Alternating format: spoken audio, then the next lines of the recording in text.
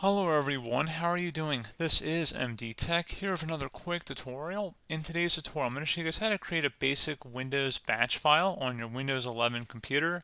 So this should be a pretty straightforward tutorial, guys, and without further ado, let's go ahead and jump right into it. So all you have to do is open up the search magnifying glass down your taskbar, and you want to search for Notepad. Best match should come back with Notepad. Go ahead and open that up. You want to type the @ and then echo, ECHO. And then the next line should go be whatever your text is here. So if you want to have a command print, for example, you're going to type in echo, so ECHO. You can type in whatever you want, honestly, at this point, depending on whatever you're trying to create your batch file for. The echo command prints the text after the space on the screen.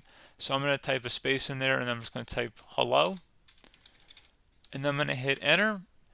And then I'm going to just type pause, which will be the end of it, and it will keep the window open.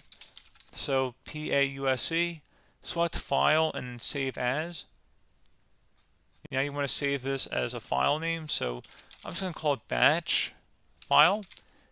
Now you want to call it at the end, you want to type a .bat. That's the only thing that matters in here, so .bat. And you want to set save as type to all files.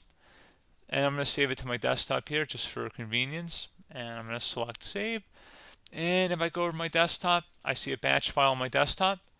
So that's pretty much it, guys. So as always, thank you guys for watching this brief tutorial. Do hope I was able to help you out. And I do look forward to catching you all in the next tutorial.